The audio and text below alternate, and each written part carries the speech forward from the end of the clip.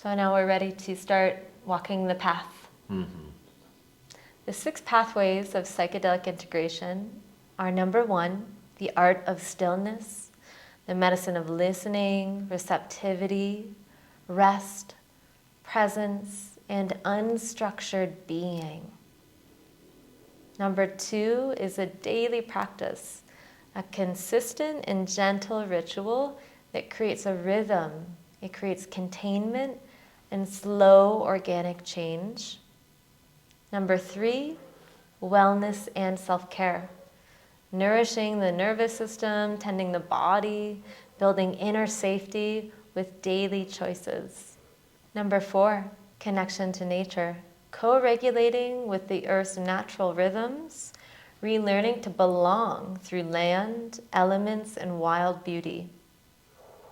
Number 5, felt sense exploration, engaging the senses through creativity, intentionality, and creating touch points back to the sacred. Number 6, community, sharing, what we call mirroring, finding both support and accountability by walking with others also on the path. Okay, pathway number 1 we call stillness, and there's 2 aspects to this. One is not doing, and the other is not knowing. And so with not doing, this is about making time to just simply be still. And this really can't be emphasized enough. When we become still, this is when we can actually listen. And when we can listen, we can actually learn something. And when we can listen to the heart. We can listen to our intuition. We can listen to nature. So stillness is about making the shift from a human doing, a human working, a human speaking, a human walking, talking, to a human being, and just simply being. And this is very much a practice and can be achieved through different forms of meditation, but it often starts with the simple awareness that all of our subconscious tendencies fill our time with often meaningless distractions. So it's about just taking time to be still and just not doing anything. The second aspect of stillness is encouraging and delighting in not knowing. And I want to quote Anne Weiser Cornell, who was a teacher of focusing, which is an early somatic practice.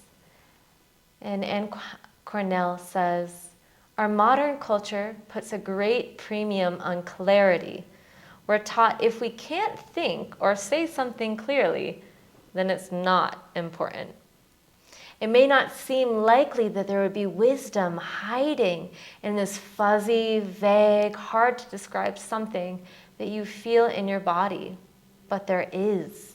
That's exactly where wisdom is. It's not in what is already clear, but what is making itself known." And so when we allow ourselves to delight in the not knowing, we're actually delighting in inviting in a wisdom that is greater than what we had known previously, which we dare call growth. Mm-hmm. And so that being said, there's many kinds of meditation practices, but some are self-inquiry practices. And this one comes from a tradition that is delights in the not knowing. And it's pairing the phrase through a variety of techniques, the phrase of, "Who am I?"